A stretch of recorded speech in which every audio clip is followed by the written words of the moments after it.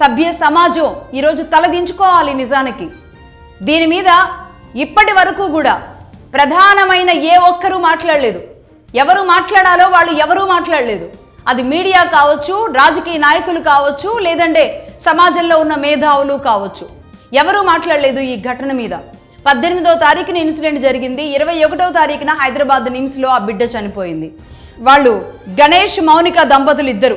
వీరిద్దరూ కుమ్మెర జాతరకు వెళ్లారు.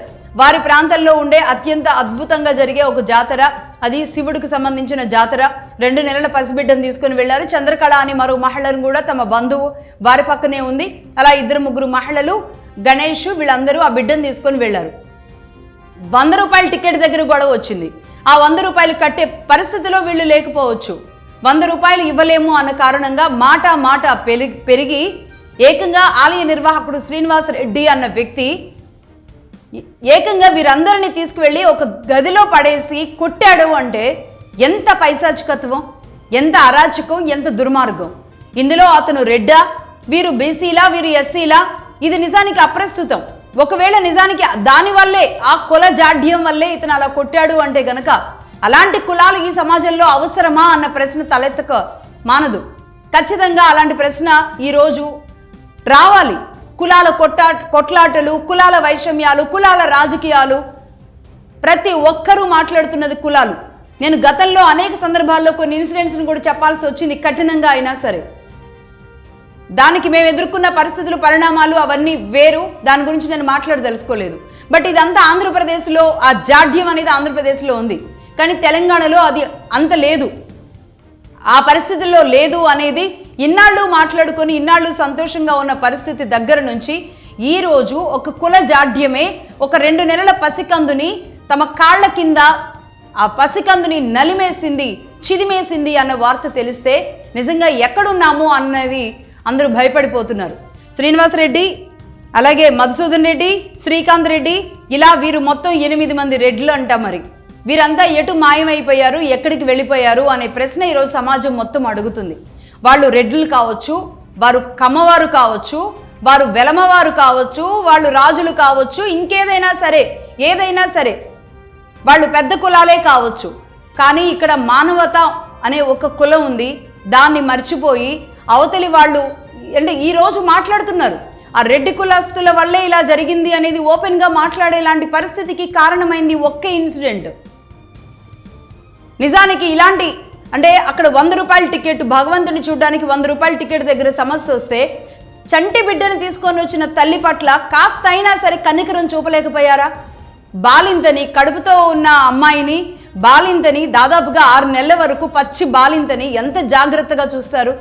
అలా 2 నెలల పసికందును పట్టుకొని మెడకి తలకి క్లాత్ కట్టుకొని వచ్చిన తల్లి పట్ల ఆలయ నిర్వాహకులు కనికరం చూపలేకపోయారా? ఒకవేళ 2 నెలలకి ఆలయ ప్రవేశం లేదు అని చెప్పాలి అనుకుంటే ఇంత కఠినంగా చెప్పాలా? మాట పెరిగేలాగా అంటే సామాన్య జనాలకి ఆలయ నిర్వాహకులకి ఉన్న తేడా ఏంటి? మాట పెరిగితే మాత్రం వాళ్ళని కాల్తో తొక్కేసేలాంటి దుర్మార్గమైన చర్యకి, గదిలో పెట్టి కొట్టేసేలాంటి దుర్మార్గమైన చర్యకి ఎలా దిగుతారు? ఇదంతా ఒకేతైతే ఒక తీన్మార్ మల్లన్న ఆ ప్రాంతానికి వెళ్ళి తీన్మార్ మల్లన్న మాట్లాడే వరకు కూడా ఎందుకు ఎవరు అక్కడ స్పందించలేదు? ఒక సిఐ ఎందుకు స్పందించలేదు? ఏమైపోయింది పోలీస్ వ్యవస్థ అంతా కూడా? డిఎస్పీ ఎందుకు స్పందించలేదు? దాడి జరిగింది ఈ తల్లిదండ్రుల మీద, వీళ్ళ బంధువుల మీద. ఆ దాడి వీళ్ళందరినీ తీసుకువెళ్ళి ఒక గదిలో పడేసి కొట్టింది వీళ్ళు. అలాగే పోలీసుల దగ్గరికి వెళ్ళగానే కేసులు పెట్టింది కూడా ఎవరి మీదో తెలుసా? ఎవరు దెబ్బలు తిన్నారో వాళ్ళ మీదే కేసులు పెట్టారు. ఫస్ట్ కేసు ఫైల్ అయిన టైము, డేటు బాధితుల మీద పెట్టారు. ఆ తర్వాత తీన్మార్ మల్లన్న వీళ్ళందరూ వెళ్ళి మాట్లాడిన తర్వాత ఇప్పుడు ఈ 3 మీద కేసు ఫైల్ అయింది. 302 బిఎన్ఎస్ సెక్షన్ కింద, ఐపీఎస్ సెక్షన్ 302 బిఎన్ఎస్ అంటే ఇది మరణం, అంటే వీళ్ళు హత్య చేయడానికి ప్రయత్నించారు, హత్య కుట్ర అనే సెక్షన్ కింద కేసు నమోదైంది. ఇది కనుక ప్రూవ్ అయితే జీవిత ఖైదు కానీ మరణశిక్ష కానీ ఉంటుంది. అక్కడ ఏ సీసీ కెమెరాలు లేవా? అలాంటి మరి 100 రూపాయల టికెట్ లాంటిది ఏర్పాటు చేసిన ఒక జాతర అంటే అక్కడికి మరి గవర్నమెంట్ పకడ్బందీ చర్యలు తీసుకోలేదా? ఆలయ కమిటీలు లేదంటే దేవాదాయ శాఖలు ఏర్పాట్లు చేయలేదా? చంటి పిల్లలతో వచ్చిన వాళ్ళకి కనీసం ఫ్రీగా వాళ్ళకి క్యూ లైన్లు పెట్టలేదా? బాలింతలకి చంటి పిల్లలతో వచ్చిన తల్లులకి లేదంటే వారి కుటుంబానికి, చిన్న పిల్లలకి, వృద్ధులకి ఇలాంటి వారికి ఒక సపరేట్ క్యూ లైన్ పెట్టలేదా? ఎన్ని తప్పులని ఈరోజు చూపిస్తుంది ఒక్క ఇన్సిడెంట్, ఎన్ని తప్పుల్ని, ఎన్ని అరాచకాలని చూపిస్తుంది. 100 రూపాయల టికెట్ పెట్టే అంత అతిపెద్ద క్రౌడ్ వచ్చేలాంటి పరిస్థితి ఉన్న జాతర అది.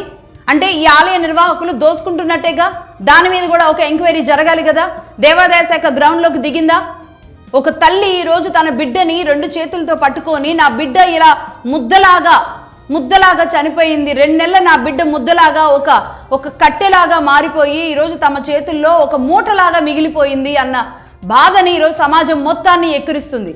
ఆ తల్లి చూపిస్తున్న ఆ మూట ఏదైతే ఉందో సమాజాన్ని సిగ్గుపడేలాగా చేస్తుంది, నాయకుల్ని, పాలకుల్ని, అందరినీ. ఎందుకంటే ఇది ఒక రాజకీయ రగడగా మారుతుంది. కులాల మధ్య తీసుకొస్తారు. సరే, ముఖ్యమంత్రి రేవంత్ రెడ్డి గారు రెడ్డి సామాజిక వర్గం అని, ఈ శ్రీనివాసరెడ్డి గారు అక్కడున్న ఎమ్మెల్యే ఎవరైతే ఉన్నారో ఆయన పేరేదో ఉంది, ఆ ఎమ్మెల్యే గారికి బంధువు అని, నాగర్ కర్నూలు రెడ్డి గారి ఎమ్మెల్యే రెడ్డి గారికి అక్కడున్న శ్రీనివాసరెడ్డి బంధువు అని, ఇదంతా మహబూబ్ నగర్ జిల్లాలో ఇదంతా రెడ్ల దౌర్జన్యం అని ఈరోజు బీఆర్ఎస్ పార్టీయో లేదంటే ఇంకొక నాయకులో మాట్లాడేలాంటి అవకాశం కల్పిస్తున్నది ఎవరు? ఇలాంటి ఘటనలు జరిగినప్పుడు నీ అనే తరతమ భేదాలు లేకుండా నిర్ణయం తీసుకోవాల్సింది పరిపాలనలో ఉన్నవాళ్ళు కాదా? రాజకీయ నాయకులు కాదా? ఎందుకు తీసుకోలేదు? ఈ రోజు వరకు రేవంత్ రెడ్డి గారు ఎందుకు స్పందించలేదు? మహిళా కమిషన్ చైర్పర్సన్ ఎందుకు స్పందించలేదు? సుమోటోగా తీసుకొని ఈరోజు హ్యూమన్ రైట్స్ కమిషన్ సుమోటోగా తీసుకొని కేసు ఫైల్ చేస్తే తప్ప ఎందుకు ఎవరు ఇప్పటి వరకు నాయకులు ఎందుకు స్పందించలేదు?